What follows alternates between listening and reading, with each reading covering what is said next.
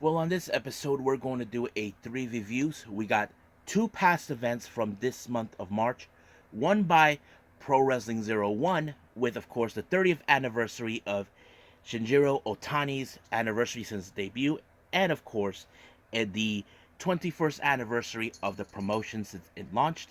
I think that's what happened. But also, we got Sealing with Shin-Kiba Knight that took place on the 18th of March. And then finally, we got AEW Dynamite, where we're going to have a lot of things taking place. As you know, we got the 8-man tag team tornado match, which I'm excited about. We even going to hear MJF about what he did last week with Warlow and much other things. And a couple of news updates that took place in Japan and some other locations. One is coming from Pro Wrestling Noah, and a few other things that I'm going to talk about. So, let's get started with another episode of the Deleted Wrestle Zone.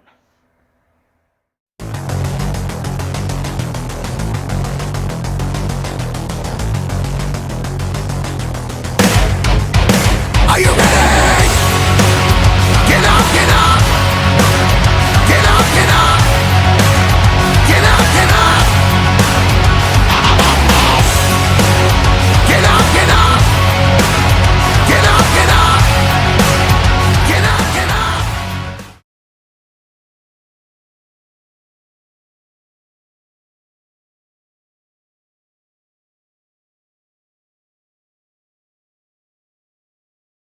Welcome everybody to Deleted Wrestle Zone, all things that it's pro wrestling with AEW, NXT, New Japan Pro Wrestling, Impact Wrestling, the National Wrestling Alliance, various promotions, wrestlers, matches, and championships. I am your host, Jay right here. So, let's begin with Pro Wrestling ZERO1. I haven't done this for a while, not since New Year's. This one is the Shinjiro Otani 30th anniversary of his debut, but also celebrating the 21st anniversary event of the promotion.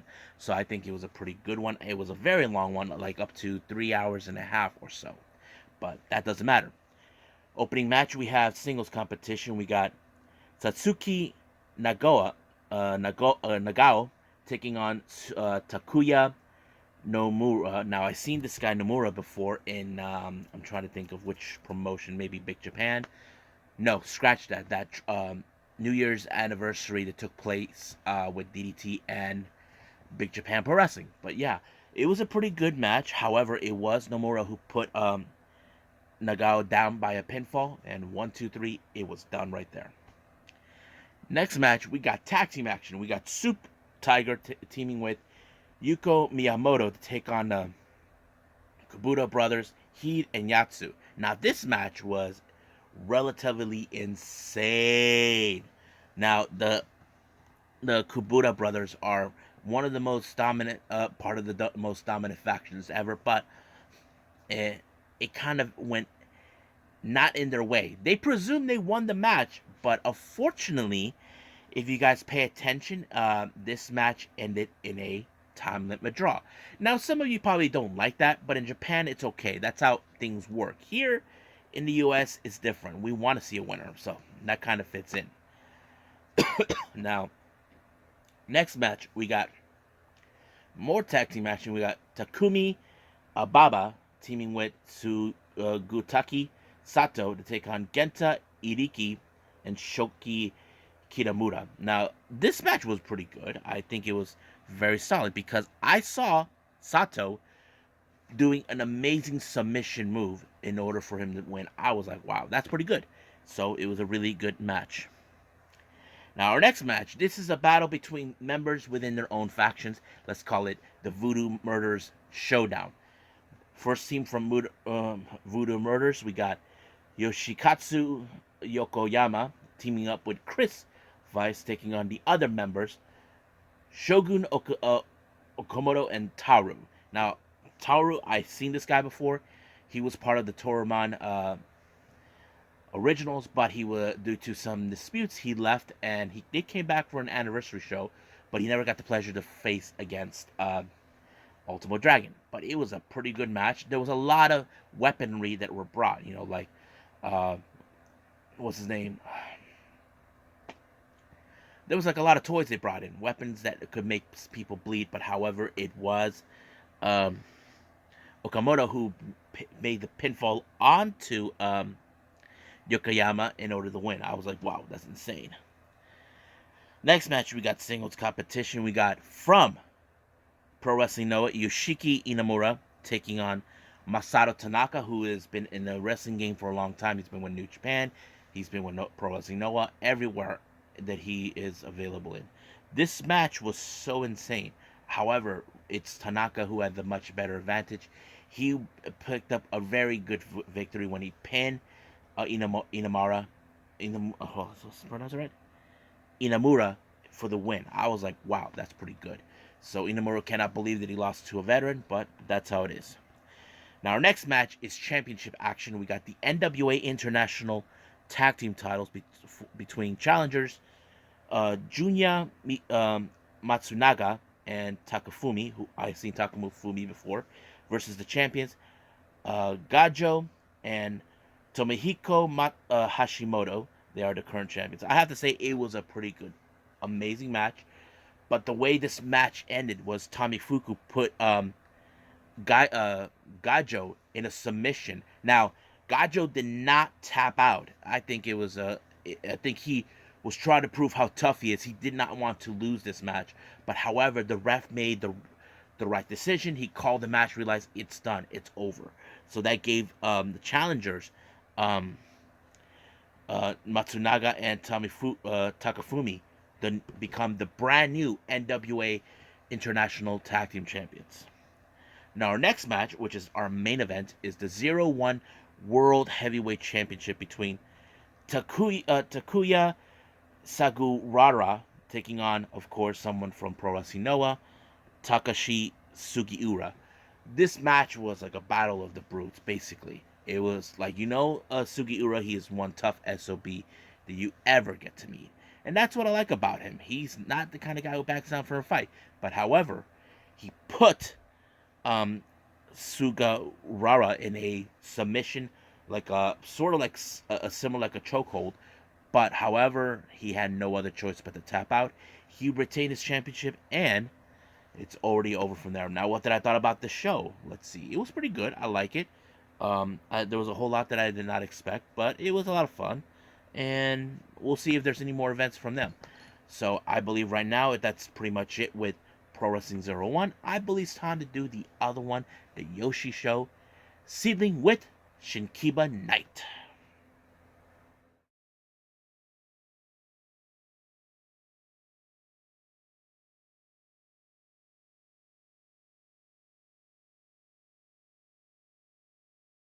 Alrighty, so we got SEAdLINNG with Shin-Kiba Knight, which took place on the 18th of March. Now, first match we have Kreia teaming up with Anarchy, Ryo Mizunami. It's great to see her taking on members of the Ogista, Fresas de Ogista, consisting of Ayame, Sazamura, and Makoto.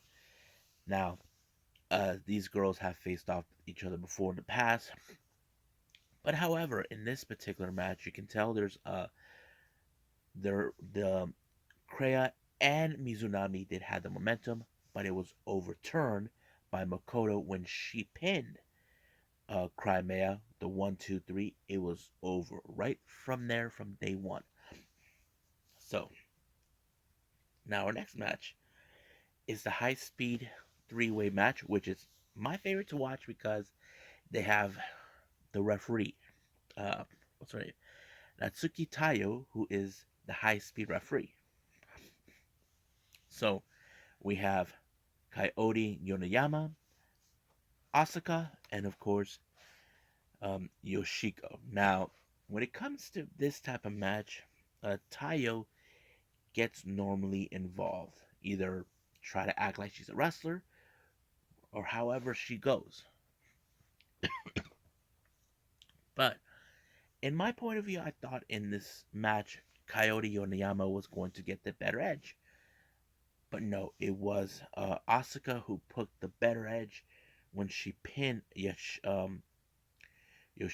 But Yoshiko, who has a bad attitude, did not take that lightly. So most likely we could see these two face off each other down the line, but I'm kind of see if that ever happens.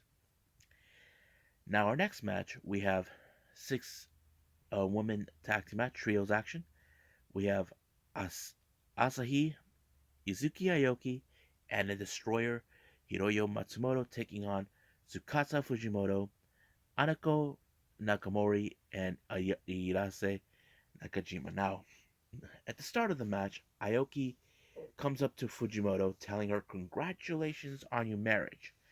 Now, I wanted to ask fans out there who watch this.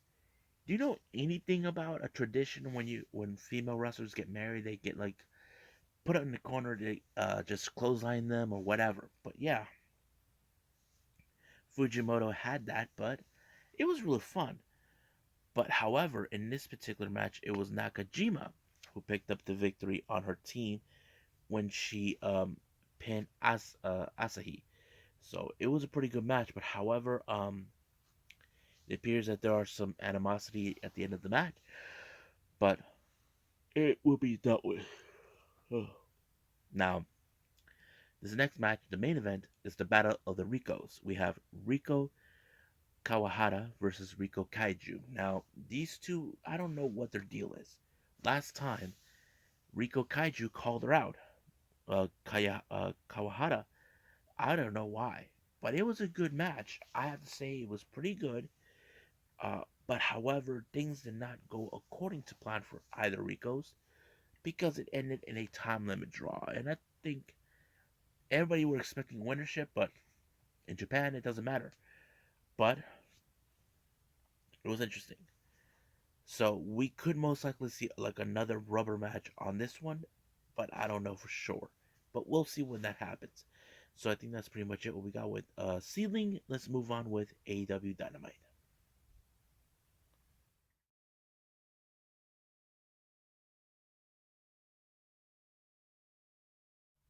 Okay, AEW Dynamite opened up with CM Punk versus Dax Harwood of FTR. Now, this is one of those rare matches where we see Dax Harwood involved as a singles competitor. Now, not to take away anything, I feel it's rare that we see this type of matches.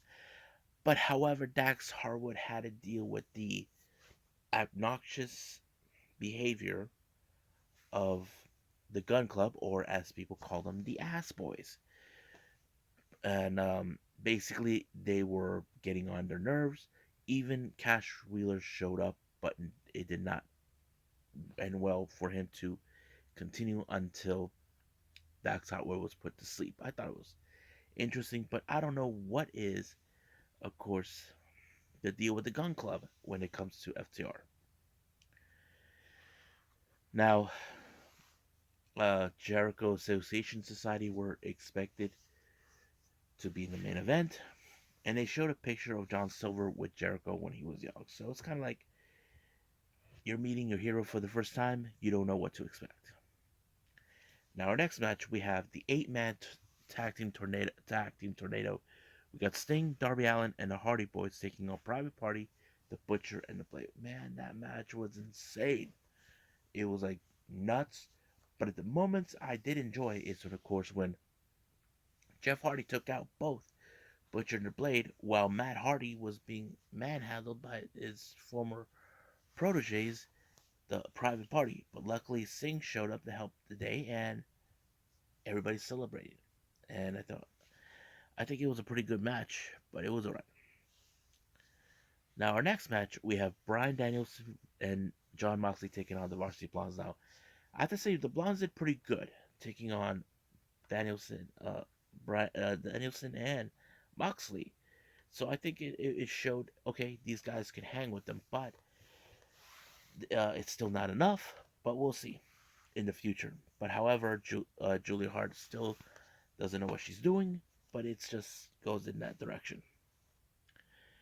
However, because of the whole thing when Moxley and Anderson, there's an interview showed up with the best friends, Orange Cassidy and Wheeler Yuta. Now, Wheeler Yuta did confess he doesn't like what's his name, Trent, but most likely we could expect him to side with with Moxley and Anderson. That is something we definitely could see. But yeah, now MJF with his promo talking about saying all this stuff about Wardlow, about how he's gonna kick his mother out.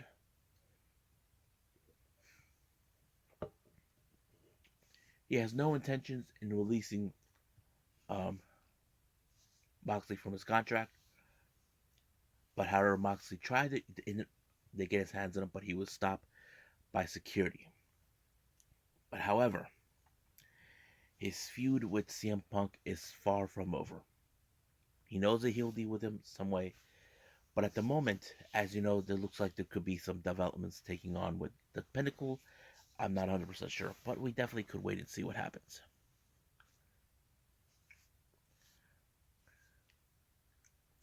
Now, our next match is Adam Cole versus um, Jay Lethal. It was a pretty good match. These two have a history in Ring of Honor, and I thought it was a pretty good match. However, Red Dragon showed up, kind of like running interference, but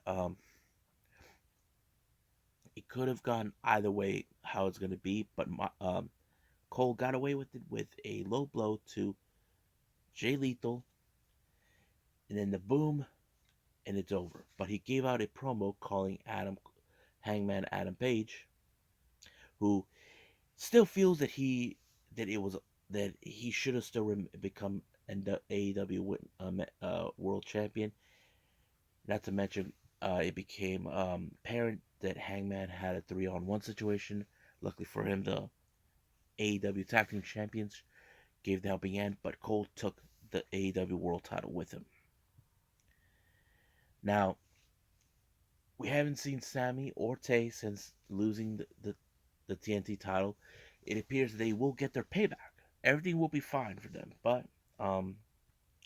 they got the last laugh when Lambert had the other belt. Uh, Adam said, "You don't know where that's been," that sort of thing, and I thought it was funny. Now our next match, Layla Hirsch versus Red Velvet. This is like a rubber match.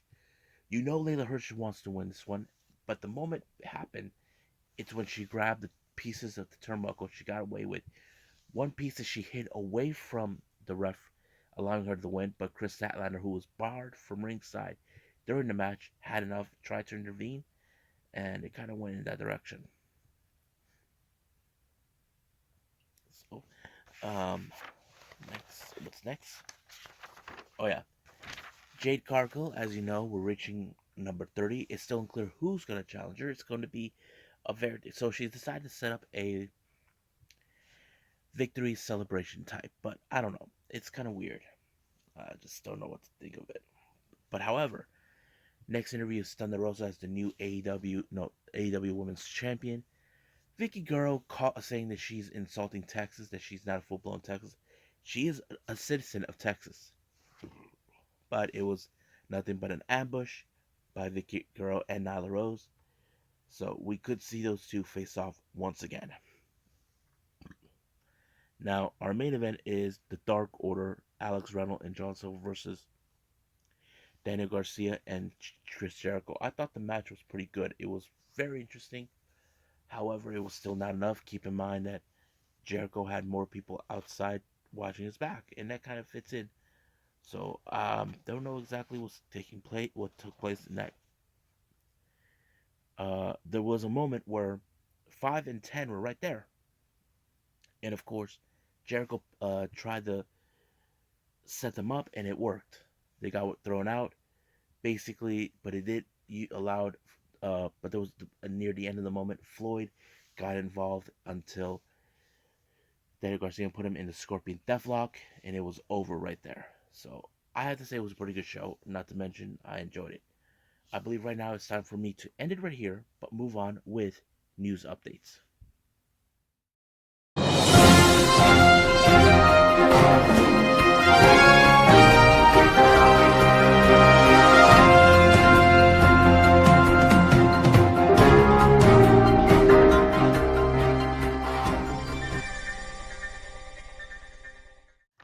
Okay, so let's do some news updates for everyone.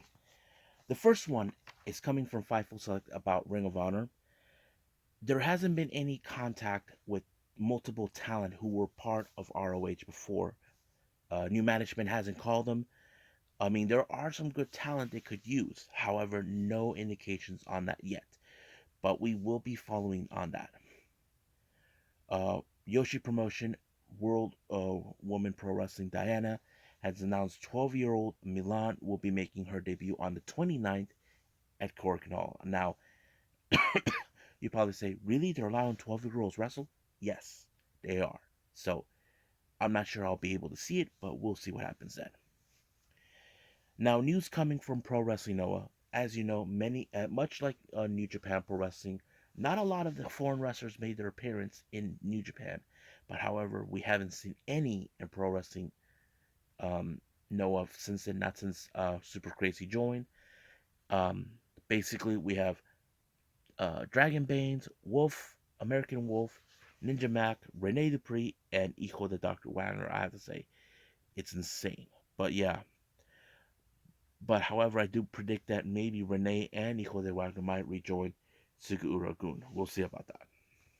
Now, this foreigner had made his announced that he's going to be joining the junior heavyweight faction known as Stinger.